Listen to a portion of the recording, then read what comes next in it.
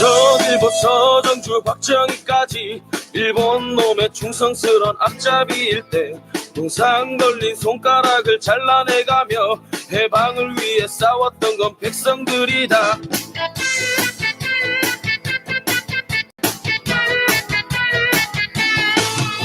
한살원인 전두환과 그 똘마니들 5060의 국기영화 대물림할 때 잡혀가고 죽어가고 고문당하며 민주를 위해 싸웠던 건 국민들이다. 실과 진미로 배불리는 매국노들 여의도에 또아리 들고 갈수록 적반하장 후원무치 지랄연병 국민들 피눈물을 짜는구나. 더 이상 못 참아 더 이상 못 참아 국민이 나서자 우리의 힘으로 모두 날아엎자. 삼위정신으로 5월의 노래로 6월 함성으로 역사를 만들자.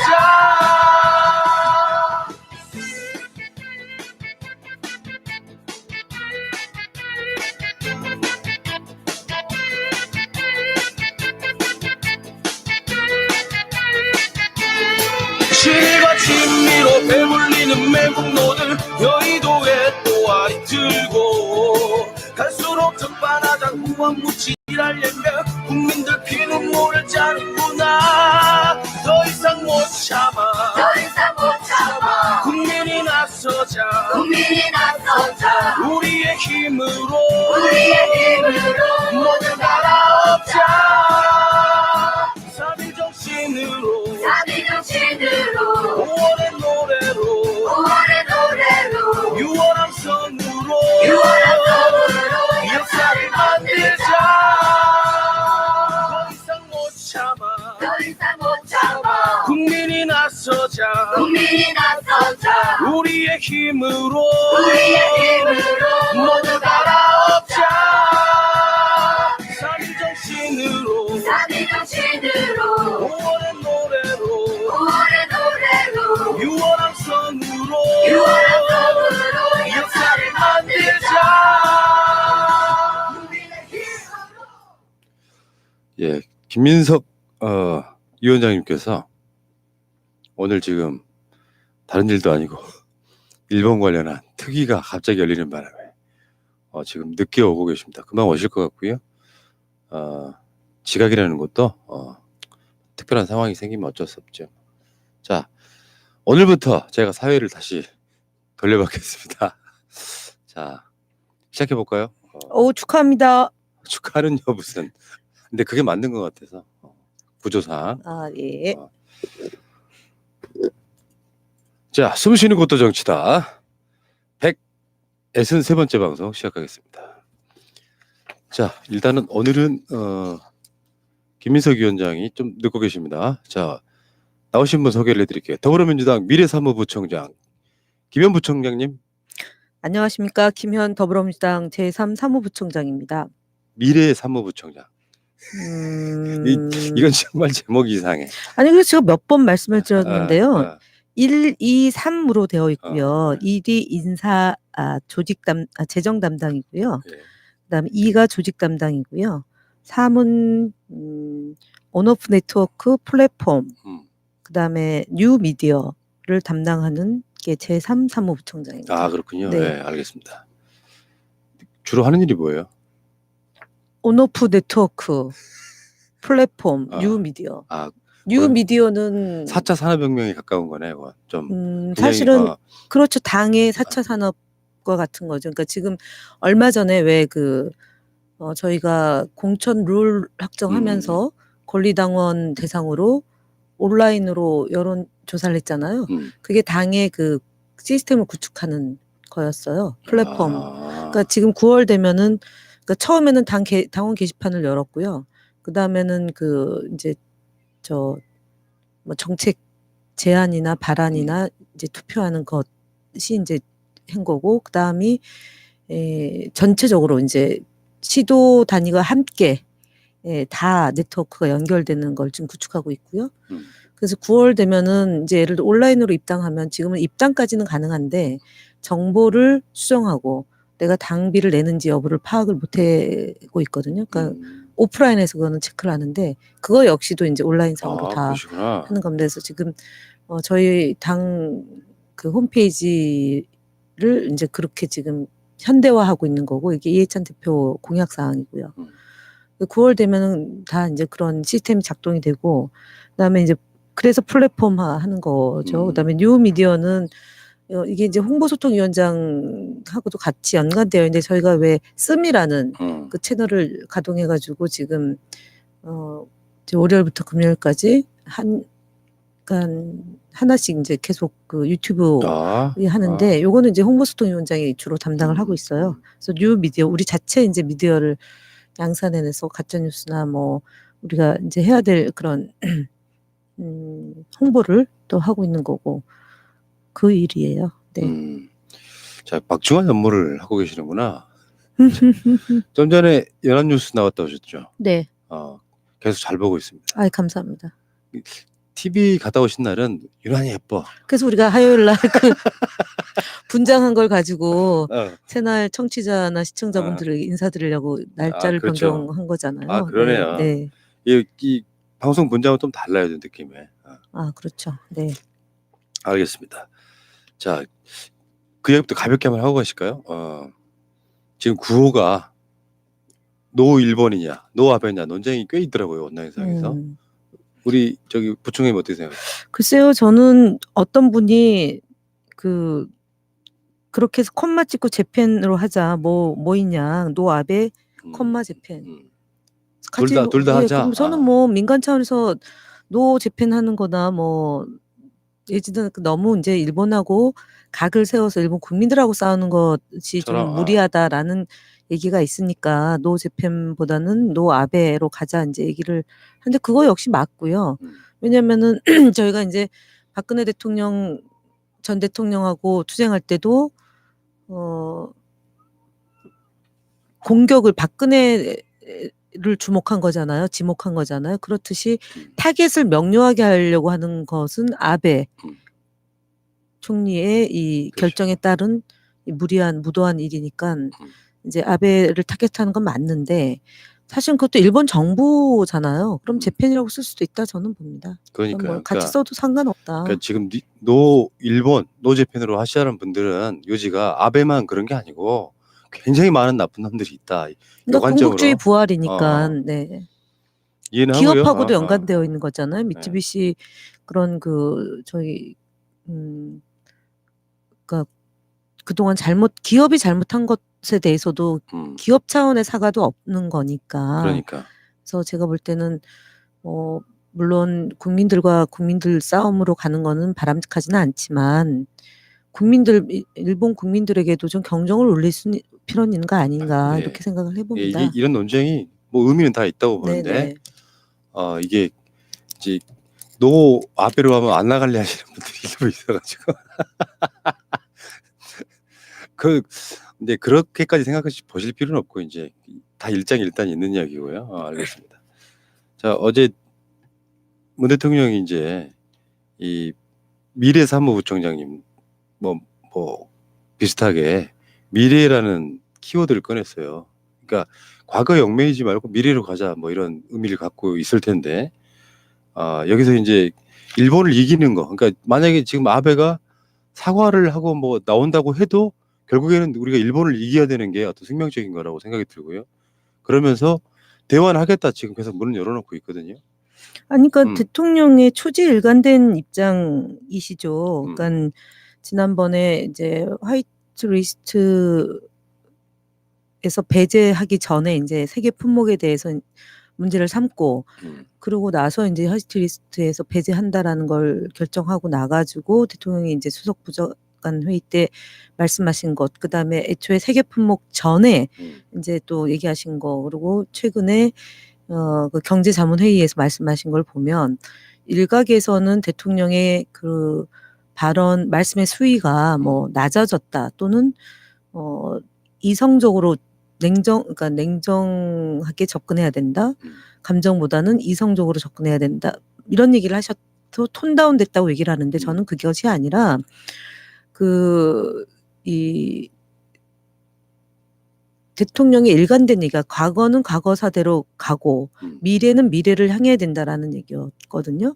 그리고 일본 정부와는 끊임없이 대화를 해서 이 문제를 해결하기 위한 노력 중에 다양한 의견을 제출했고 특사도 두 차례나 보냈단 말이에요.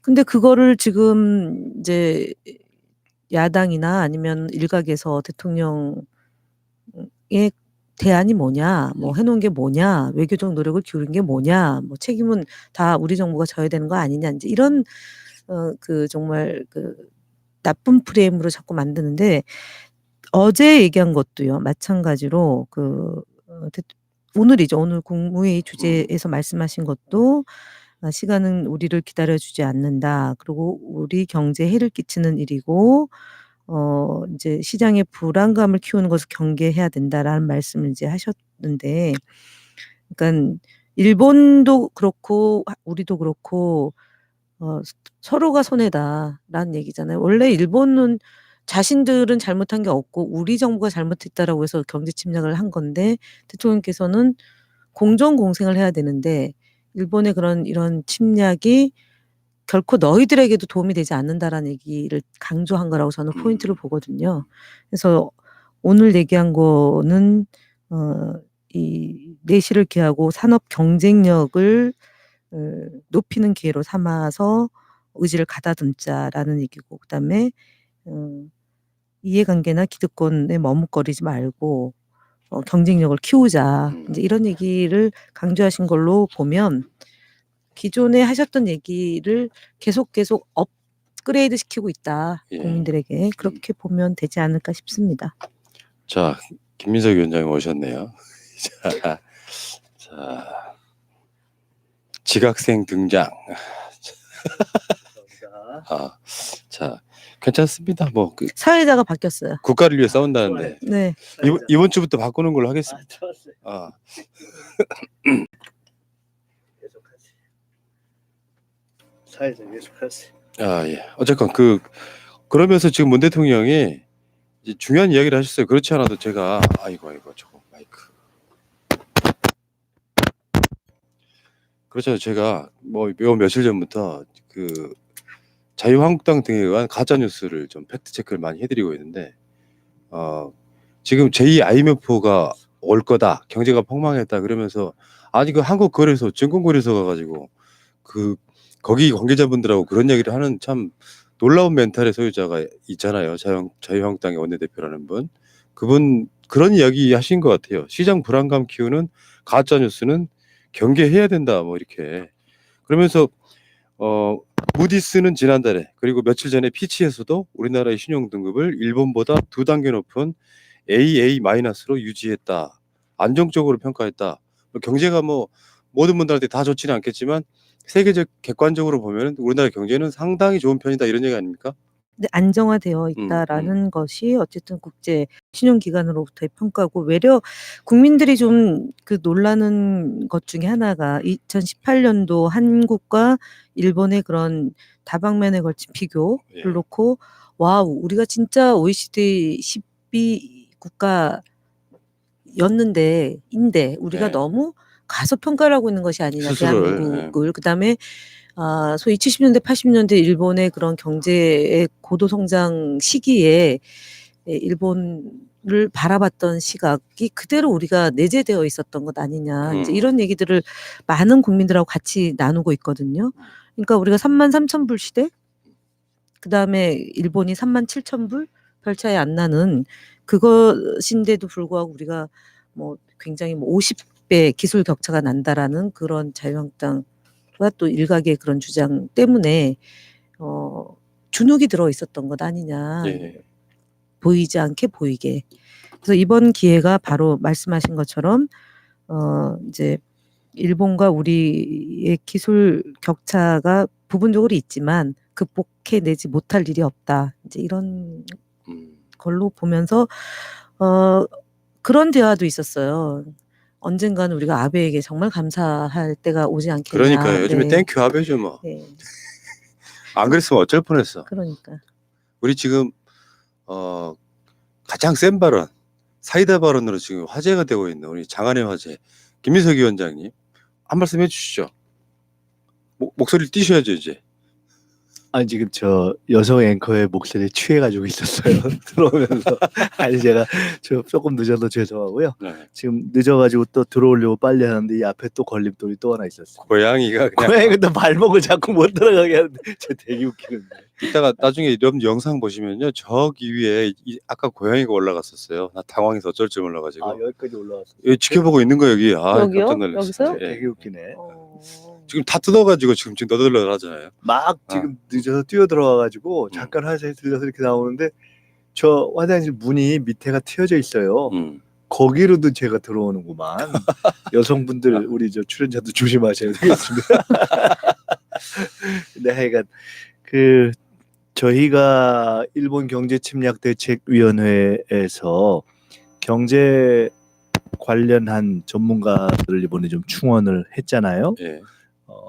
그 교보의 그 베스트셀러 상당히 오래 한 그 수축사회라는 책을 쓴 대우증권의 평사원으로 들어가서 사장 지내고 나오신 홍성국 전 대표라든가 이런 몇 분들이 이렇게 쭉 참여하셨는데 그 전에도 저희가 그런 분석을 하고 뭐 최백은 교수도 그런 말씀을 요새 많이 하시지만 큰 틀에서 봐서 일본 경제와 한국 경제 이렇게 놓고 볼 때 그 전체적인 규모와 순위에 있어서 지금 거의 비등비등하거나 역전 단계로 간 것뿐만 아니라 지금 이 상황에서 상당히 일본 경제가 사실은 이제 취약한 지금 뭐 세계 50대 안에 옛날에 쟁쟁하던 일본 기업들이 지금 다 쭉쭉 빠졌거든요. 지금 없어요, 사실은 보면. 그리고 부품 소재에 대한 의존도도 우리가 높았지만 상대적으로 좀 줄고 있고 이런 상황이어서 경제 쪽에 이렇게 분석하시는 분들, 뭐 연구소나 이런 쪽에 계신 분들 얘기를 들어보면 이게 사실 만만치 않고 조금 어려운 과정이긴 한데 한국 경제의 구조적인 측면이라는 점에서는 전화위복의 측면이 상당히 있다고 보시는 분들이 상당히 많아요. 그게 사실입니다. 지금 지난 상반기 일본의 무역 흑자가 87.4% 감소했습니다. 어쩌려고 이럴까요, 이분들?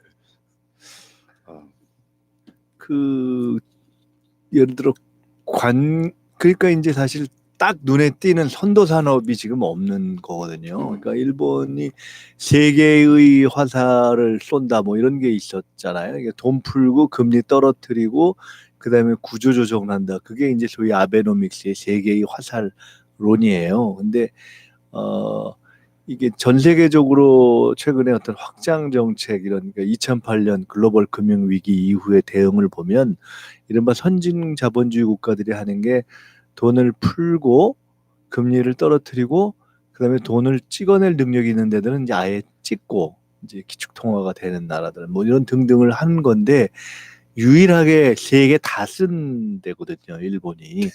그 세 개를 다 한 거거든요.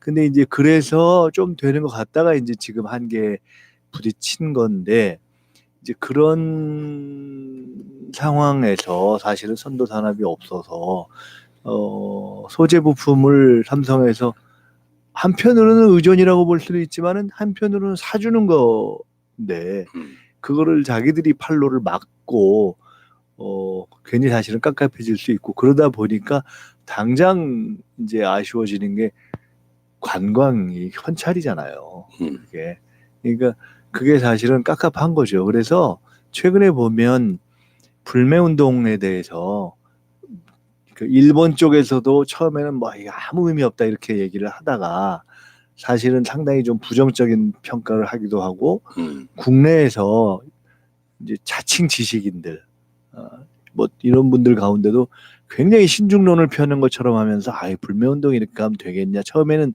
의미가 없다 이렇게 가다가 이게 도움이 안 된다 이렇게 얘기를 하는데 실제로는 아픈 거죠. 저게 지방자치단체 이렇게 개개로 가면은 상당히 아픈 거고 그래서 이게 진도가 나가면서는 상대적으로 지금 당장 일본의 어제도 뭐 외신 중에서 일본 언론만 불러서 기자간담회를 했지만 일본 언론 쪽의 반응도 물론 아베는 이런저런 거 내부 비판론까지 생각하고 그것이 있어도 그냥 고한다 이렇게 아베와 아베의 이너서클은 그렇게 생각을 한 거지만 그러나 자기들이 예상했던 것보다 지금 만만치 않고 이 당장 여기저기서 이제 곡소리가 나기 시작하는 것도 사실이에요. 그 어저께 외신 특히 일본 언론인들하고 기자회견 했는데 분위기는 좀 어땠습니까? 그 일본 언론인들은 현재 이런 그 우리나라 안에서 일고 있는 그런 불매 운동이나 일본 정부를 규탄하는 거에 대한 인식이 제대로 박혀 있나요? 근데 이제 이렇게 보셔야 될 거예요. 상대적으로 한국과 일본이 이제 형식적으로는 민주주의 국가이지만 아래로부터의 민주주의 경험이 우리보다 훨씬 적고 또 언론에 대한 특히 아베 정권 들어서서 장악이 강해져서 그 뭐죠? 프리덤 하우스인가 어딘가 그 언론 평가하는 게 우리가 한 20위 앞설걸요. 대한민국 1위. 네, 아시아 1위예요. 자유 지수가 일본보다 한 네. 20위 앞설 거예요. 그래서 위안부 관련한 언론 보도와 관련해서도 아사히에서 전에 그 보도를 했던 것 중에 무슨 미세한 것 하나를 잘못해가지고 그거를 이렇게 사고한 걸 가지고 아예 확 뒤집어서 몽땅 이제 이거는 언론이 잘못한 거다 이런 식으로 뒤집어서 이제 언론을 공격하는 분위기 속이어서 전반적으로 일본 언론은 그러니까 팩트에도 특히 한일 관계에서는 좀 약하고 또 혐한 이런 보도를 통해서 마치 일본 정치와 마찬가지로 그냥 이렇게 일용할 양식을 얻는 그런 측면이 있어요. 근데 저희가 왜 그 일본 언론 그렇게 했냐면 워낙 반영이 안 되니까 이게 우리가 어떻게 대응하고 있고 우리가 이 문제에 대해서 어떻게 판단하고 있고 대응 조치를 하고 그것이 일본 경제에 어떻게 영향을 미칠 것이고 예를 들어 우리가 올림픽 문제 뭐 방사능 문제를 제기하고 이런 등등이 알려지지 않으면 일본 자체에서 이견이 나오는 분위기를 조성하는데 좀 어렵잖아요. 사실은 그래서 지난번에 외신 기자간담회를 했던 거고 그때만 해도 일본 언론은 그중에 일부였는데 어느 시점부터 저희가 일본 언론을 계속 체크하거든요. 조금씩 기사가 나오기 시작하는 거고 특히 여러분 지난번에 그 조국 수석 당시에 조선중앙의 일본어 번역판에 대해서 문제 제기한 적이 있잖아요. 일본인들이 한국 기사를 접하는 게 다른 방법이 어쩔 수 없이 조선중앙의 번역판을 보고 접하는 경우가 많기 때문에 아마 그때 한번 중앙을 통해서 그 우리 쪽 기사가 이쪽 우리가 어떻게 보고 있다라는 기사가 나온 게 일본에 비교적 조금 소개가 된 적이 한번 있었어요. 그 시점을 전후해서 일본 내 언론의 기조가 조금 더 반영이 됐고 그래서 이제 어제 사실은 일본 언론을 부른 거거든요. 부르니까 생각보다 많이 온 거죠. 그러니까 그렇지만 일본 언론은 당연히 이제 일본 정부의 이야기만 들어서 그런 것도 있고 이런 국면에서는 나름의 애국주의 뭐 이런 게 있잖아요. 그래서 그쪽은 상대적으로 한국 정부나 또는 한국 국민들이 벌이고 있는 불매 운동이나 이런 거에 대해서 조금 더 이제 각을 서서 하는 편인데 그중에 물론 안 그런 데도 있고요. 근데 좀 소수긴 한데 그러나 어쨌든 이제 그런 것이 필요한 거죠. 예, 일본은 지금 그 비슷한 화이트리스트 회자고 이럴 때 한국 기자들 안 부르고요. 일본 기자들만 불렀어요. 거의 그 차이가 아닐까 싶어요. 자, 그러면서 문 대통령이 이제 그 오늘 국무회의에서 내년도 예산 편성이 막바지 작업에 있다. 부품 소재 산업을 비롯한 제조업 등의 산업 경쟁력을 강화하고 경제 체질을 개선하기 위해서나 대외 경제 하방 리스크에 대응하여 경제 활력을 높이기 위해서 또 사회 안전망을 확충하는 등 포용적 성장을 위해서도 지금 시점에서 재정의 역할이 매우 중요하다. 그러니까 지금 뭐 추경 그거 하나 하려고 한 100일 이상 걸린 거 아닙니까?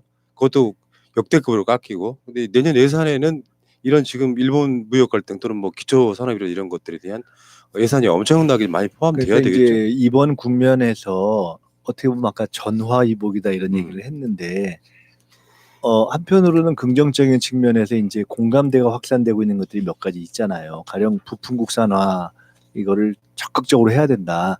물론 요새 같은 세상에 100%다 자기 제품이나 자기 소재 부품만이나 소재만 갖고 하는 나라는 없죠. 그건 뭐 어떻게 보면 비효율적인 것이고, 그러니까 각각 잘하는 거 해서 그걸 분업해서 한다. 이게 국제 분업이기도 하고 자유무역이기도 한데, 그걸 갖다가 이제 미련하고 어떻게 보면 야만적이고 시대에 안 맞게 이제 무기로 써서 문제인 거긴 하지만, 어쨌든 그래도 너무 의존하고 있는 건 문제니까 의존이라기보다는 편중이라는 표현을 써보죠. 근데 그래서 부품이나 소재 국산화율을 높아야 된다는 공감대가 생긴 게 하나가 있고, 또 하나는 사실은 일본의 이번 경제 공격이 없어도 경제가 전체적인 국내외적 상황이 쉽지 않은 상황이었는데, 여기에 이제 불을 끼얹은 시기 돼서 원래부터 우리가 생각하고 있었던 대응으로서 이제는 그 일종의 새로운 시대와 상황에 맞는 뉴딜을 포함한 확장적 재정 정책이 필요하다고 하고 있는데 발목을 잡고 있었잖아요. 근데 이제 지금은 일본 이슈가 생기면서 더 그것이 필요하다는 공감대가 이제 생긴 거고, 그러니까 어쩔 수 없이 저쪽에서 이제 자유한국당에서도 추경을 했는데, 차제에 할 거를 확실하게 하는 확장 재정의 기조를 이제 공감대가 좀 넓어진 것이기 때문에 한편으로는 과감하고 한편으로는 꼼꼼하게 예. 해야죠. 내년에는 500조가 넘을 가능성이 100% 그러더라고요. 자, 일단 이 이야기는 여기까지 하시겠습니다. 자, 지금 문 대통령이 조국 법무부 장관 등의 청문 요청안을 14일 날 제출한다 그러니까 내일이네요. 방송 나가는 오늘이기도 하고. 그래서 예상은 추석 전에는 임명될 것이다. 그러니까 청문회 지나고 뭐 또 청문 보고서 채택 안 해주면 또 한 번 더 보냈다가 임명할 것이다 이런 얘기인데, 국회에는 지금 9월 2일까지는 청문회를 마쳐야 된다 그래요, 법적으로. 자, 9월 초에는 청문회 전국이 끝나니까 그 청문회 전국이 일본 이슈와 함께 이제 추석의 밥상으로 이렇게 들어갈 거다 이런 생각이 드네요. 이 가운데 김진태 씨가 지금 조국 법무부 장관의 저격수로, 지금 윤석열 때도 법사위 아니죠. 근데 아닌데 지금 계속 투입되고 있는 거죠. 사보임 했으니까 음. 회계 중에는 하겠죠. 이번 법무부 장관까지는요. 근데 어떻게 잘하는지 궁금합니다. 그러니까. 저도. 뭐 예. 저 윤석열 때도 자기가 뭘 제대로 알고 있다라든지 뭐 그러면서 뻥을 치더니 뭐 계속 억울로만 그렇지 않습니까? 그때 뉴스타파 녹음된 거를 튼 거 말고는 뭐 특별한 건 없었던 것 같은데, 학번으로 보면은 1년 차 나는데 김진태, 사실은 이분이 지금 이제 초선 국회의원 되고 1, 2년은 이 정도로 막 극단적인 주장을 펼치지는 않았거든요. 그러면은 재학 시절에 조국 수석하고 꽤 친분이 있었다거나 그래야 되는데. 네, 근데 그런 얘기 아닌 것 같은데요. 문제는 제가 볼 때는 이게 지금 자유한국당이 이제 색깔론 종북몰이가 그동안 해왔던 구태의연한 방식인데, 산호맹 활동했던 거 가지고 부적격하다, 뭐 즉각 물러나야 된다, 하면 안 된다, 이제 이런 거 하고, 재산 증식, 그 다음에 논문 표절 했다, 이제 이건데, 이거는 논문 표절 아닌 거라는 건 이미 다 서울대학교에서 확인해 준 거고, 아들 뭐 학교 문제, 그리고는 없는 거잖아요 지금. 그 다음에 민정수석 시절에 인사검증을 제대로 못했다, 부실했다, 16번 청문 보고서 채택을 못했다는 것을 이유를 들어서 지금 조국 수석이 적임자가 아니다라고 얘기를 하는데, 오늘 그 모 방송에 나온 박지원 의원은 새로운 각도로 해석을 하셨어요. 김학의 사건이 한교안 대표한테 매우 좀 곤욕스러운 건인데, 이것이 청문회 때 또 이제 쟁점이 될 수도 있다. 그 얘기를 하는 걸 들으면서 제가 그럼 이거 혹시 청문회 보이콧, 어차피 청문회 무용론에다가 뭐 대통령께서 조국 전 수석의 인사검증을 치러서 문제가 발생해도 어쨌든 임명할 건데 뭐하러 청문회 하냐, 청문회 무용론을 얘기하는데, 그 이면에는 김학의 사건의 한교안 전 장관 지금 대표와의 연관성 때문에 곤욕스러워지니까 선제 선빵이죠, 선빵. 해서 조국 수석의 옛날 거를 끄집어와서 청문회를 해봐야 소용없는 거 아니냐, 이제 이런 식으로 계속 정치 공세를 펼치는 것 아닌가라는 생각을 오늘도 갖게 됐어요. 저기 산호명 사건을 이제 언급을 했잖아요. 근데 저도 네. 어제 방송에서 엄청 맹폭을 했는데 다른 사람도 아니고 공안 검사가 어떤 그 민주화 과정에서의 네, 어떤 조작의 어떤 전문가들이 산호명 사건은 국가에서 인정한 민주화 운동이고요. 일단은 엠네스티에서도 양심수로 선정할 정도의 사건인데 문제는 김현장 씨요. 네. 그 이야기 좀 해주세요. 그러니까 관련도 있으시잖아요. 사실 알고 보면. 아니 황교안 대표가 조국 수석 뭐 시비 걸면서 산호맹 했던 사람이 뭐 이런 얘기 하는 건 참 웃긴 얘기예요. 왜냐하면 그 언론에도 났던데 김현장 유명하신 씨를 분이죠. 예. 자기 특보로 임명했을 뿐만 아니라 그냥 특보가 아니고 뭐 정치 멘토다 이런 식으로 알려져 있잖아요. 정치를 시작할 때도 권했던 것 같은데 그 김현장 씨를 제가 개인적으로도 잘 알고, 근데 굉장히 독특한 분인데 거기가 이제 굳이 그런 어떤 이력을 따지자면 부산 미문화원 방화 사건, 그러니까 우리가 그런 소위 공안적 잣대에서 본다면 아주 극렬 중에 최고 극렬이라고 봐야죠. 그 양반이 유명한 분이거든요. 그러니까 부산 미문화원 방화 사건, 그런 미국에 대한 문제 제기를 한 중에 제일 처음에 했던 그 방화 사건 주범이고, 그 이후에 또 무슨 사건 때문에 국가보안법으로 황교안 검사가 그러니까 사형 구형을 했다는 것 같은데, 뭐 어찌 됐건 또 그 이후에 어떤 과정을 거쳤건 그런 분을 자기 또 정치 멘토 뭐 특보 이렇게 해놓고 그런 걸 가지고 뭐 산호맹이어서 안 된다 이런 식으로 얘기했다는 게 참 그러니까 전민연의 국제협력위원장 활동 당시 국가보안법 위반 혐의로 체포돼서 네네. 황교안 대표를 처음 만났다. 1989년도. 이때 그러면은 검찰총장은 김기춘 검찰총장이라고 봐야 되고요. 그죠?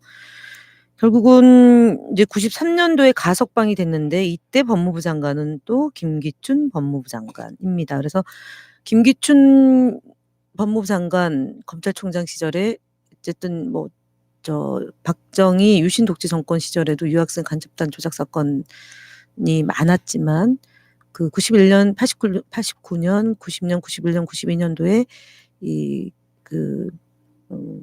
우리 민주화 운동, 학생 운동에서 많은 희생이 있었던, 특별히 많이 희생이 있었던 시대의 아픔인데, 이때 어쨌든 그 운동을 했던 분들하고도 대화를 많이 하셨다면 그러니까 공안 검사로서 학생 운동, 뭐 민주화 운동을 탄압하는데 크게 했다. 그럼 지금 와가지고 겸손하게 해야 되는 거죠. 겸손하게. 민주화 세력과 산업화 세력이 함께 일군 대한민국이다라고 얘기하는 게 그동안 자유한국당의 근거였다면 그 민주화 운동을 하는 과정에서 희생하신 분들을 이렇게 정치적으로 정략적으로 악용해서 캐캐 묵은 색깔론으로 또 들고 드러나는 것은 황교안 대표가 갖고 있는 근본주의적, 종교에 있어서의 근본주의적 그러니까. 것과 공안검사 시절에서 한 발도 나오지 못하는 그런 근데 갇혀 있음으로 보여지는 거죠. 황 대표는 정무적 감각은 굉장히 확실히 떨어지는 것 같아요. 이제 본인이 뭔가 그래도 나름 뭐 대선이라든가 이런 거 꿈꾸는 분이면 자기가 갖고 있는 중에 가장 좀 어떻게 보면 후진 이미지가 옛날 공안검사 그거잖아요.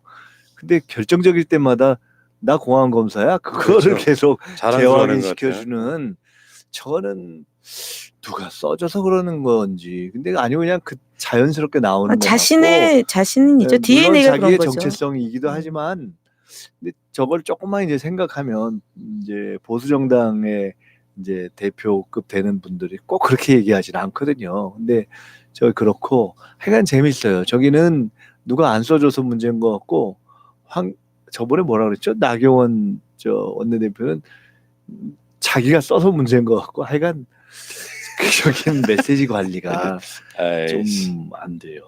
네, 참 그런 그러니까 것 같아요. 이게 있지 내로남불 뭐 이런 거잖아요. 김현장 씨 이분이 사실 변절한 거 아닙니까? 결국에는 저 자유한국당에 지금 들어간 지도 꽤 됐어요. 지금 2013년 정도에 그쪽으로 들어갔다 그러니까. 2012년도에 그렇습니까? 들어가고요. 그다음에 백태웅 그 지금 산호맹 관련해 가지고 백태웅 그 소위 그 수계라고 얘기하죠. 그분은 또 총선에 출마를 제안해서 영입하려고 했었던 게 자유한국당의 아니, 그러니까 예, 자신들은 모습이고. 그런 사람들 뭐 그러니까 데려와도 되고 아니, 난민전 해도 출신이 되고. 많잖아요. 어 자유한국당에. 그러니까 네, 난민전 출신. 그래놓고 지금 저렇게 산호맹 출신이고 뭐 국가를 전복하려고 했던 사람이 법무부장이 되면 안 된다 뭐 이런 식으로 하는 건 참 이게 공감이요 이런 거 있잖아요.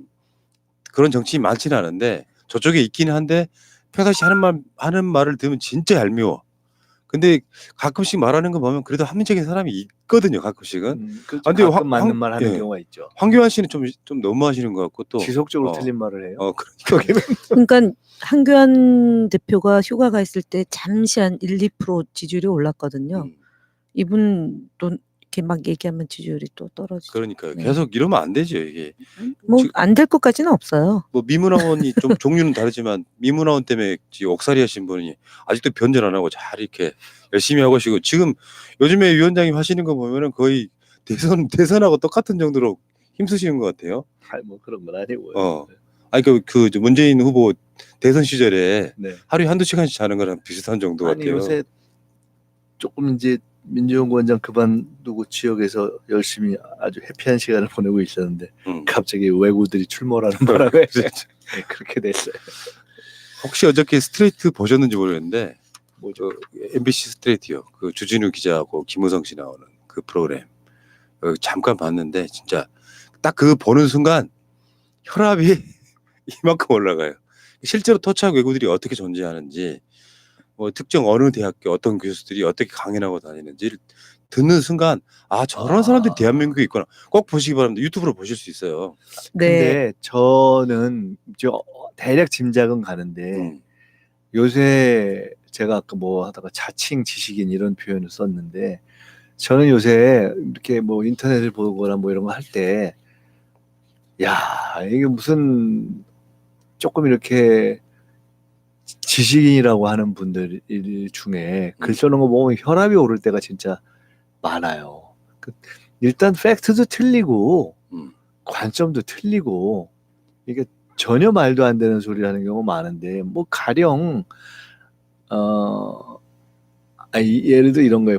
제가 아까도 불매운동 얘기했지만 이제 어제도 보니까 일본 쪽에서 시비 걸고 나오는 게 불매운동인데 이게 따지고 보면 한편으로는 옛날에는 뭐 효과가 있냐 이랬다가 지금은 바람직하냐 이랬다가 이제는 왜 관이 사주하냐 뭐 이렇게 나오는데 그걸 보면 언제 생각이 나냐면은 옛날에 불매운동에 요새 비교되는 것 중에 하나가 그 국채보상운동이에요. 그게 1907년도에 일제가 우리나라 재정을 틀어주고서 재정을 엉망으로 한 뒤에 강제로 이렇게 차관을 늘려가지고 빚이 막 늘어나서 그걸 갚으려고 국채보상운동을 국민들이 들고 일어났던 건데 그때 일본이 어떻게 했냐면 그 운동했던 세력 중에 관 출신이 있었는데 양기탁이라고 그 양반이 이거 모금한 돈 착복했다 이런 식으로 그때 가짜 뉴스를 흘려가지고 김을 확 뺀 거예요. 나중에 근데 다 보니까 사실 무근의 가짜 뉴스가 된 거예요. 무죄가 된 거예요.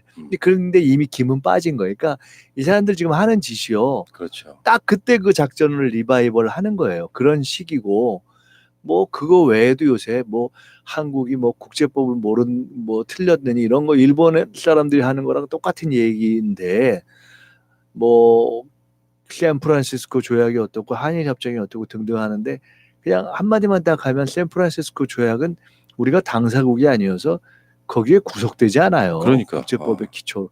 일본은 정부가 미군정하다가 나중에 조약 끝나고 해서 1952년부터 됐고 우리는 1948년부터 유엔의 승인을 받은 정부였어요. 근데 우리가 그러니까 국제법상에 우리가 서명하거나 비준하거나 이렇게 하지 않으면 당사국이 아니란 말이에요. 근데 하여간 이런 등등의 것들을 약간 얼치기 얘기를 하면서 굉장히 한편으로는 막 나라를 걱정하는 것처럼 하고 경제를 걱정하는 것처럼 하고 그다음에 참 대중이 목매한 것처럼 이렇게 얘기하면서 글 쓰는 중에 저희도 알던 그러니까 가끔은 맞던 말 하던 중에 야, 저 사람이 실체가 저렇구나 하는 걸 보고 제가 깜짝깜짝 놀랄 때가 많아요. 그러니까 진짜 그때는 열받더라고요. 그러니까 예. 그 지식인이라고 하는 자들이 그 부산대학교의 모 교수라는 사람 같은 그런 경우인데 이를테면 이런 겁니다. 성노예 위안부는 없었다. 정식으로 가서 돈 벌었다. 근데 일본 놈들이 하는 말이 아니라 한국 사람이 하는 말이에요. 그 이번에 그 저 반일 종족주의인가 뭔가 하는 그 저 이영환 이 교수. 모시기 하는 분, 그 양반, 야, 그 책을 사줄 필요가 없기 때문에 진짜 내 책 광고라 하기가 싫은데 제가 책방 갔을 때 이렇게 해서 목차를 한번 쓱 봤죠. 뭐라고 하나. 근데 그 위안부 얘기가 그거 아니에요. 왜 우리는 예를 들어 미군 부대 앞에 모두 있었고 뭐 등등한데 똑같은 거 하면서 일본 위안부만 저기 하냐 그러는데 전혀 비교할 수 없는 거를 지금 비교하는 거예요. 국가가 강제로 또 의사에 반해서 이렇게 하는 걸 가지고서 뭐 지금도 심지어 우리가 공창 이런 흔적이 남아 있지 않냐 이렇게 하면서 왜 똑같은 걸 갖고 일본만 시비를 거냐? 그러니까 이게 잘못된 반일 종족주의다 이러는데 야, 나는 어디서 누가 그거 하는데 조국 수석이 구역질 난다고 한 걸 갖고 또 그걸 갖고 명예훼손이라고 그쵸. 당사자도 아니고 시비를 건 친구들이 있더만 참 황당하대요. 근데 나는 구역질 나는 게 이해가 너무 되던데. 우리 위원장님도 고소를 한번 당해 보셔야. 그래서 제가 구역질 난다고 안 하고 구역질 나는 게 이해된다 그러잖아요. 근데 구역질 나죠 저런 거 보면은. 자, 이야기 좀 다시 원점으로 돌아가면은 뭐 어제 그 초월회 회동이 있었잖아요. 5당 대표들 한 달에 한 번씩 만나는 거. 이게 문희상 의장이 지금 인사청문회 제도 개선을 적극 검토해달라 이런 부분은 지금 조국 수석 당시에 뭐 16명을 청문회 보고서 없이 채택했다. 보고서 채택이 없었다. 뭐 이렇게 이런 부분도 있지만 사실은 좀 너무한 거 아니에요? 조국 수석이 무능해서가 아니고 이명박근혜 때에 비하면 굉장히 말도 안 되는 걸로 지금 청문회 보고서를 채택을 안 해주고 있는 경우가 훨씬 더 많은 거 아닙니까? 이런 과정에서 지금 인사청문회가 뭐 발목 잡기로 가버리니까 장관을 하겠다는 사람들이 상당 부분 안 하고 있는 실정이 현실이라면서요. 그렇죠. 예를 들어 저희가 지난번에 논란이 됐던 게 중기 벤처부 장관 후보가 7번까지 갔던 게 있었잖아요. 그러니까 홍종학 장관 때. 예, 그래서 주식에 대한 문제가 있고 그다음에 개인적인 그러니까 그 일을 하는 데 있어서 적합하냐 안 하냐에 대한 것보다는 도덕성이나 망신 주기로 그냥 계속 그 청문회가 공전이 되기 때문에 두려워서도 못하는 거인 것 같아요. 그러니까 저희가 5대 기준에서 7대 기준으로 하면서 조금 더 세밀하게 들어갔는데 그거 아닌 것, 그러니까 의혹 제기를 하고 또 다른 의혹에 의혹을 제기해서 마치 불법이 있는 것냥 해서 중간에 사퇴를 한다거나 아니면은 보고서 채택 없이 이제 임명을 하면 추후에 검찰 수사에서 무혐의 처분 나도 결국은 그 과정에서 받은 상처가 너무나 크기 때문에 국가적 손실도 있고 개인에게도 굉장히 상처가 된 거잖아요. 그래서 지금 이제 뭐 여러 의견 개진이 있었는데 그러니까 개인 사생활 영역 부분은 비공개로 가고 그다음에 이제 정책 검증을 공개적으로 하자라고 이제 제안하기도 했지만 사실은 제가 볼 때는 백약이 무효다. 그러니까 지금 현재 자유한국당과 문재인 정부를 끊임없이 흔들려는 세력들은 어떤 제도 개선을 내놓아도 응하지 않기 때문에 제가 볼 때는 이번까지 잘 저희가 돌파를 해내고 내년 총선 이후에 지금 자유한국당에서 정말 이 정치를 해서는 안 되는 사람들에 대해서 제대로 심판을 해서 나라다운 나라를 만들어 나가는 과정에서 인사청문 제도를 좀 개선해내는 것이 보다 현실적이지 않을까 싶습니다. 이거는 짐 빼기 작전도 이런 짐 빼기 작전은 없습니다. 그러니까 우리가 상대해야 될 적이 문재인 대통령과 더불어민주당이다라고 공당의 대표가 얘기한 이상 이거는 뭐 인사청문회 제도 개선하자 그러면은 더 억지 부르고 더 사람이 없고 돌려막기 인사하려고 니네가 그런 거 아니냐라고 얘기할 수 있는 소지가 있기 때문에 제가 볼 때는 이거는 포기를 좀 하는 게 덜 이렇게 열받는 거 아닌가 싶어요. 네. 그 같은 좋은 제도도 취지가 인사청문회가 사실은 자유한국당 등이 만든 거 아니에요? 엄밀히 따지면은. 그쵸. 노무현 아. 대통령 때 인사청문회를 장관까지 확대하자라고 했던 거고요. 그다음에 이명박 박근혜 정부 때 기본적으로 그러니까 이 장관 내정자들이나 3개 또는 5개는 그래서 우리가 그때 종합 비리 백화점이라고 할 정도로 패키지 상품이었어요. 그 이제 장관으로 내정된 분들이 3개면은 적은 거고 5개가 기본이었습니다. 그런데 그때 저희가 너무 심하다는 정도를 빼고는 웬만하면은 보고서 채택을 해서 부적격으로 해 가지고 일을 할 수 있도록 협조를 그렇죠. 했었습니다. 채택은 해 줘야죠. 했어요. 근데 지금은 그러니까 뭐 예를 들어서 유은혜 교육부총리도 청문회 보고서 채택을 안 한 케이스고 강경화 장관도 그 케이스 아닌가요? 그다음에 헌법재판관 지금 이미선 재판관도 검찰에 무혐의 됐지만 무슨 남편이 주식 거래한 것이 마치 본인의 잘못인 것처럼 엄청 공격받아 가지고 상처받을 대로 상처받게 했던 건데요. 그래서 그런 거죠. 그래서 지금 이해찬 대표는 엄중한 상황이고 이번 정기국회에서 예산의 문제나 아니면은 그 법의 문제를 잘 처리해서 국민들의 걱정을 좀 최소화시키자라는 취지의 말씀을 하셨지만 결국은 황교안 대표는 기승전 문재인 흔들기, 기승전 문재인 대통령 이 국정 운영을 제대로 할 수 없도록 발목 잡기 하는 것.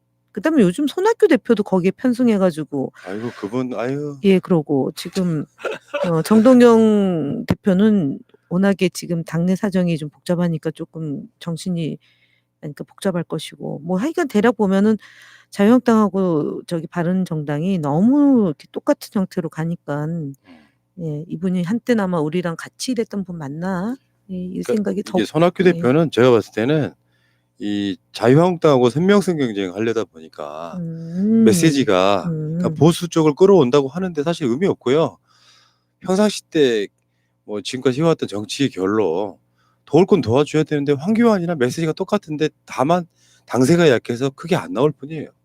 자, 알겠습니다. 일단 여기까지 하시고요. 네. 자, 뭐 정치에서 뭐 그렇게 큰 이슈라고 보기는 어렵겠죠. 왜냐하면 민주평화당에 당세라는 게 있는데 그런데 굉장히 희한한 일이 일어났기도 했고 이게 지금 정계 개편의 시발점이 되는 게 아니냐라는 이야기가 돌고 있어서 민주평화당의 분당 사태를 잠깐만 이야기해 보겠습니다. 이분들이 신기하시더라고요. 일단은 지금 정동영, 황주홍, 조배숙, 박주연, 김광수 이제 그 지역구가 유일하게 황주홍 의원이 전남인데 이 4분이 이 전북 출신이고 그다음에 이제 나머지 그 대한정치연대라고 해서 10명 의원이 이제 선언은 하고 그 돈 문제 때문에 국고지원금 때문에 16일 이후에 탈당을 하겠다 이제 이런 거잖아요. 그렇죠.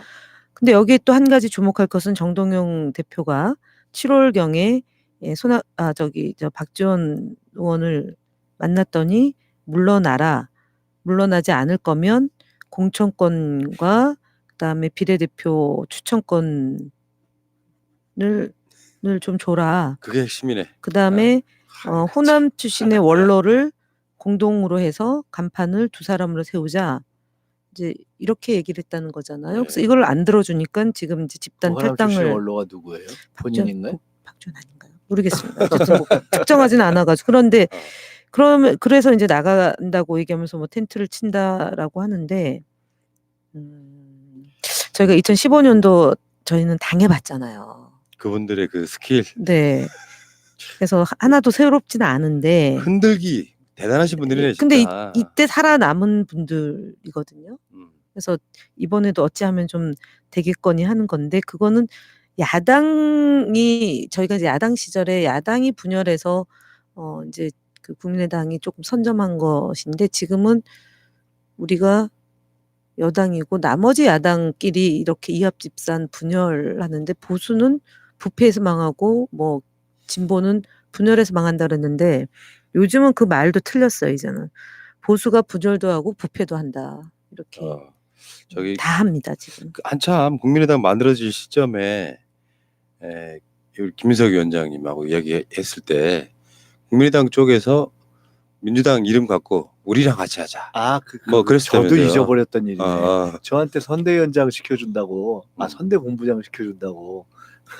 야 진짜 그러고 보니까 그런 일이 있었네. 잘못했으면 그쪽이 민주당 가져갈 뻔했잖아요. 아이고 약칭. 생각 아닌 소리죠. 아유 참. 정말 근데 지금 예. 저게 제가 볼 때는요, 이게 어떤 이제 저 뉴스가 시작된 거냐면은 이런 게 시작된 거예요. 아까 이제 이게 뭐 혹시 정계 개편에 뭐 저기가 아니냐 그랬는데 저 양반들이 지금 대한 정치연대 저기 10분 정도 되나요? 딱 10명. 이제 이렇게 되고 이제 그러면 안철수 생각은 어떠냐, 유승민 생각은 어떠냐, 안철수가 돌아오냐 마냐 뭐 이렇게 되면 이제 아마 우리 김현 부총장님은 딱 감이 오실 텐데 지금부터 이제 아주 쉽게 말하면 저분들이 본인들 입장에서는 굉장히 심각한 문제지만 우리가 그냥 보면 총선을 앞두고 길이 안 보이니까 그런 거잖아요. 그런 면이 있잖아요. 그러면 저게 이제 막 10명이 모였다. 그다음에 좀 있다가는 뭐 한 명이 더 뭐 모였다. 그다음에 뭐 누가 어디서 5명 모였다. 어디서 3명 모였다. 누가 신당 만든다. 뭐 그런 류의 굉장히 기자들이 피곤해지는 이제 기사거리를 만들어주는 왔다 거죠. 갔다 하는데 네. 하고 나서는 별 볼 일 없는 이제 그런 류의 기사가 시작되는 국면이 온 거예요. 저게. 그럼 어떻게 보세요? 이제 뭐 정계 개편 이야기는 작은 것도 개편은 개편이니까 뭐 크게 의미를 두지 않는다고 하더라도 근데 이게 미치는 영향이랄까 이런 거는 지금 바른미래당의 국민의당 계 쪽 사람들이 이쪽으로 합치고 그쪽에 유승민계 일부는 자유한국당으로 흡수되고 뭐 이런 과정이 만약에 된다고 하면 예를 들어서 저쪽이 자유한국당 호남 소위 네. 이제 정동영 빼고 나간 분들끼리 해서 저 지금 바른미래당 안에 있는 호남이 뭉치면 그걸 또 빌미로 바른미래당에 있던 다른 자유한국당과 합치고 싶은 분들은 또 그걸 그렇죠. 합치려고 할 거 아니에요. 근데 나름 또 바른미래당은 당이고 돈이 또 있잖아요. 지금 자산이 100억 된다는 거 예. 아니에요. 그게 이제 그래서 글쎄요 어떻게 될지 잘 모르겠어요. 저는 유승민하고 지금 나경원 원내대표가 만나진 않았지만 유승민 대표에게 콜하는 거잖아요. 그게 이제 우리 공화당하고는 사실은 조금 부담스러운 면이 없지 않아 있는 거고 그러니까 중도 보수의 색채를 가지려고 유승민 전 대표를 이제 통합의 대상으로 삼는데 그것도 그 당 안에서 복잡한 건데 그렇다고 해서 유승민 걔가 바른정당 안에 계속 있으면서 총선을 치를 수는 없는 구도가 되지 않을까 싶어서요. 결국은 이제 유승민 득이 이제 바른정당에서 나오고 손학규 대표는 이 지금 현재 10여 명 의원들과 무슨 통합하고 이런 게 아니라 좀 이제 정기국회 본격적으로 들어가고 좀 다른 이슈가 될 때 이분들이 슬그머니 그쪽 안으로 들어가서 호남 보수당으로 가는 거고 안철수 전 대표는 딱히 지금 들어올 이유는 없고 들어와서 뭐 맡을 것도 없잖아요. 손학규 대표 그렇다고 안철수 전 대표에게 자리를 내줄 리도 공간이 없죠. 예, 그러니까. 안 내줄 것 같고 정동영 대표도 마찬가지로 국간절세를 지금 이때까지 고생했는데 그냥 현역 의원 3명이든 뭐 4명이든 가지고 내년 총선까지 가서 정 대표 지금 예. 민평당은 저 국고보조금을 조금 더 받는 거 아니에요? 아니 지금? 그거랑 무관하게 저는 네, 4억 더 받더라고요. 그러니까 저는 뭐 간다고 보면 결국은 이 자유한국당이 이제 속 시끄러운 일들이 생기는 거죠. 친박, 진박, 반박, 뭐 비박 이래가지고 이제 박박박 하는데 이때 이제 유승민 전 대표 거취를 어떻게 할 거냐를 가지고 이제 그 한교안 대표와 또는 나머지 그 지금 소위 친박 계열들하고 계속 이제 힘겨루기가 있을 것 예. 같다는 거죠. 지금 그 마이너리그 쪽은 보니까 연동형 비례대표제, 권역별 비례대표제가 굉장히 중요해질 것 같아요. 그러니까, 아니 근데 지금 그것도 굉장히 어려워지는 게요. 지금 만약에 나가게 되면 협상했던 주체들이요. 판이 다 흔들리는 거죠. 실제로 이게 나가는 분들이 그냥 나가는 게 아니라 연동형 비례대표제가 될 경우에 호남의 지역을 기반으로 둔 의원들의 지역구가 조정이 되는 거잖아요. 저쪽 그 영남도 마찬가지고. 그럴 때 농촌 지역의 지역구를 둔 국회의원들이 자신들이 지금 현재 연동형 비례대표 도입되면 거의 뭐 상당 부분이 이제 소멸되기 때문에 그거 막기 위해서도 나갔다라고도 봐야 되거든요. 근데 지금 솔직히 한번 여쭤볼게 두 분한테. 네.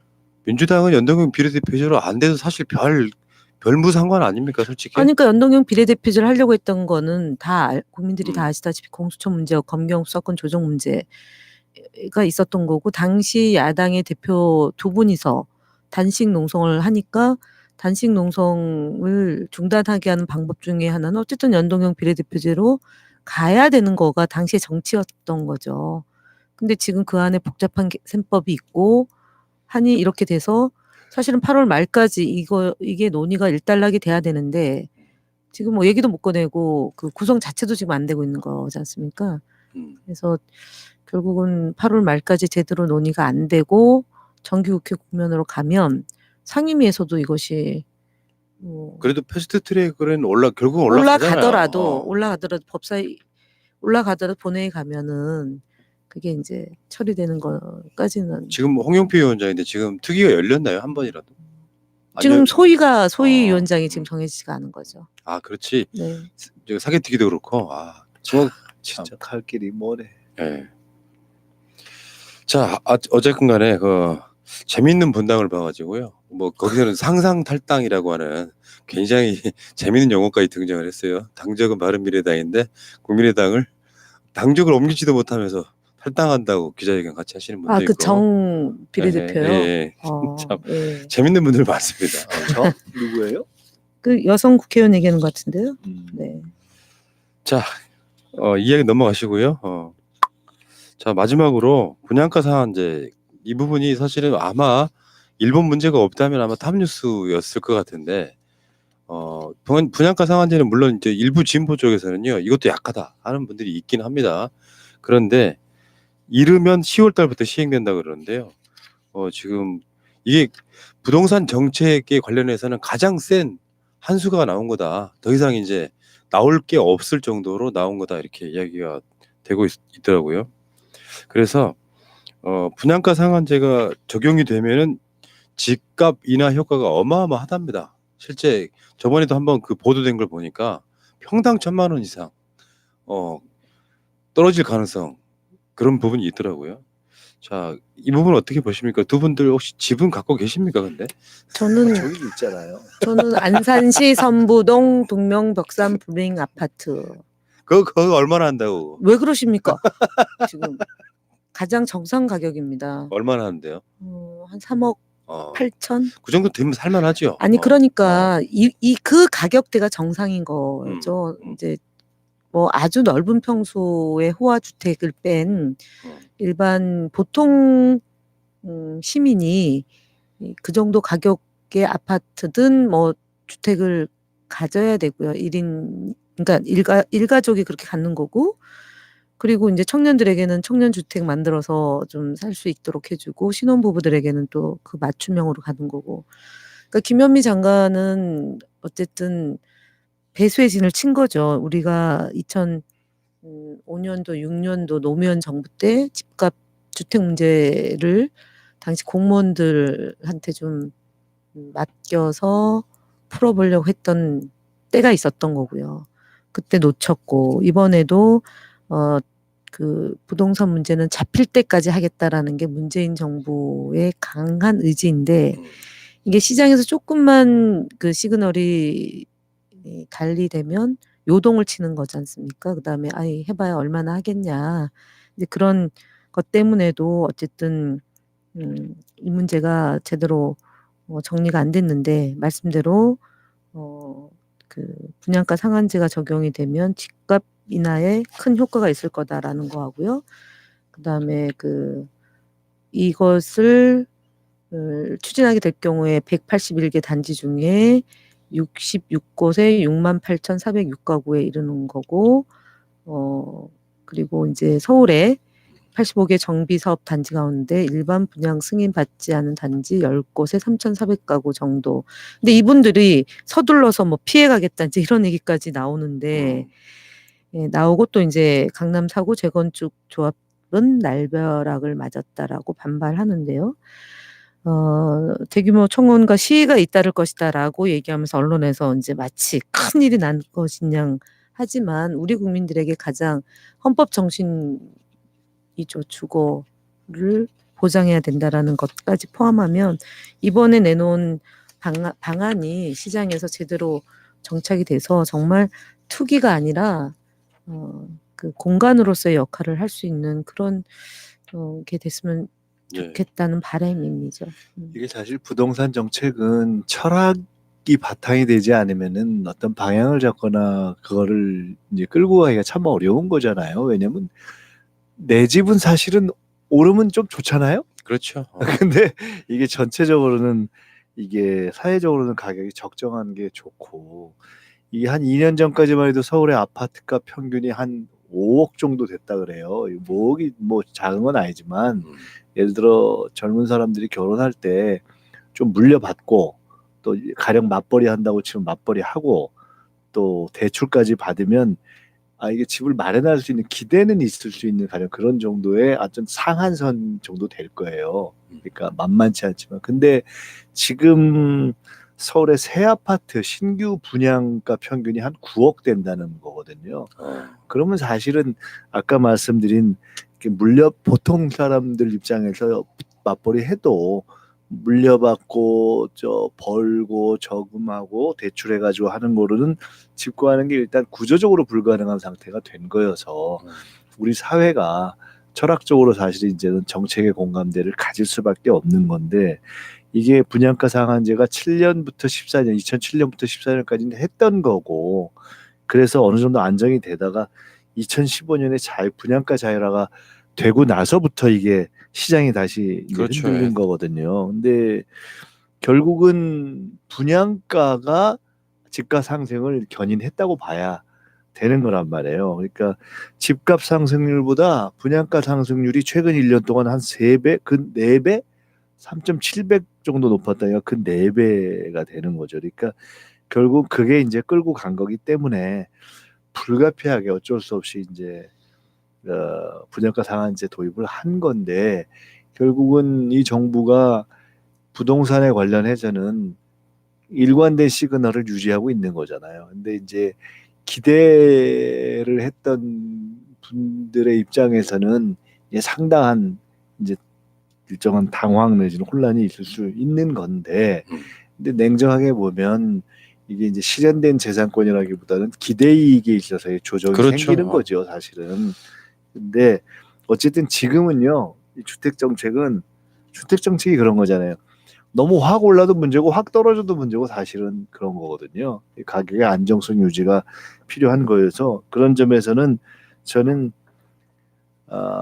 일관성이 필요하다. 그리고 차제에 적어도 이 정부에서는 주택 정책과 관련해서는 일관성을 유지해 줘야 되고, 그 일관성 유지가 되고 지속돼야 우리 사회가 이 부동산이라는 이 가장 어떻게 보면 어려운 이걸 넘어갈 수 있는 것이다라는 생각이 들어요.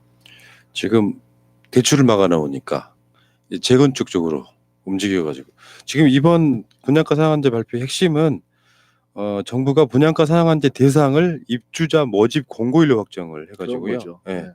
그래가지고 지금 관리인가 처분 받은 곳들도 이미 다 계획 수립해놓고 뭔가 대부분 다 확정을 해놓고 정부한테 허가까지 받은 그 대상들도 지금 모집 공고일로부터 이제 확정이 되는 거라서 여기 뭐 여러 가지 반발들이 있긴 합니다만 결국에는 아까 말씀하신 것처럼 정부가 얼만큼 진짜로 잡겠다라는 진정성이 있냐 없냐 차이가 지금까지는 뭐 그런 것들이 굉장히 힘들었던 것 같고 주택 정책이라는 게 철학과 일관성이라는 게 유지하기가 어려웠던 거잖아요. 그다음에 대통령에 대한 국정 운영 평가 지지율 이것이 그거를 성사하느냐 안 하느냐라도 직결되는 것 같아요. 그러니까 지지율이 낮으면 좋은 정책도 힘있게 할 수가 없고 지지율이 안정적으로 유지가 되면 그렇죠. 좋은 정책을 책임있게 유지할 수 있다. 이것이 이제 지금 2년에서 3년 접어들면서 부동산 정책을 집권 초기부터 일관되게 할 수 있었던 것 자체는 국민들의 그만큼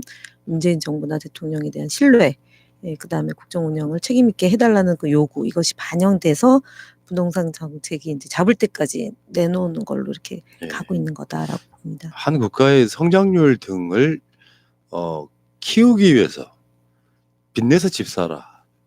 근데 사실 요즘에 나오는 여러 가지 보고서들을 보면요, 빚내서 집 사라 정책이 지금 대한민국 경제에 상당 부분 부담으로 작용하고 있더만요. 특히 이제 건설사 등이라든지 하는 그런 쪽 관련해서. 그리고 지금 이번 피치나 우디스 이야기도 나오는데 그 피치 쪽에서도 보면 가계부채 문제. 요게 대한민국에 그래도 뭐 나름대로 좋은 가운데 가장 큰 리스크다 이렇게 분석을 하고 있는 거 보니까 박근혜 이명박 정권이 부동산 정책 등으로 인해서 얼만큼 우리나라 경제 지금 부담이 그 여파가 남아 있는지가 그냥 그대로 나오더라고요. 자, 알겠고요. 오늘 문 대통령이 말씀하신 가짜 뉴스 여러분, 국민의 불안감을 조성해서 그 경제를 나쁘게 만들려고 하는 것은 일본이나 자유한국당이나 똑같습니다. 그 가짜 뉴스에 속지 마시고요. 새날 같은 아주 훌륭한 방송만 들어주시기 바라겠고, 두 분은 또 일선에 가서 토착애고 들고 열심히 싸워주시기 바랍니다. 감사합니다. 네, 감사합니다. 아이고, 이게 막 저기 찍찍 뭐 이런 게 많으네 오늘 잡음이. 뭐가 자꾸 움직여서 그런가? 그렇죠.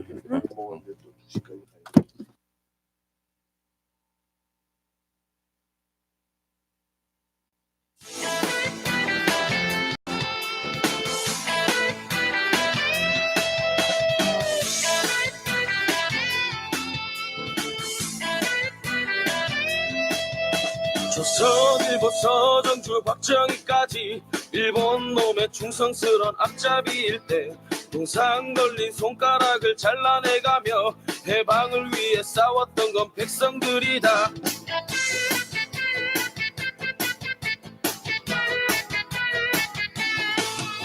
햇살버린 전두환과 그 똘마니들 5060의 부귀영화 대물림할 때 잡혀가고 죽어가고 고문당하며 민주를 위해 싸웠던 건 국민들이다. 실과 진미로 배불리는 매국노들 여의도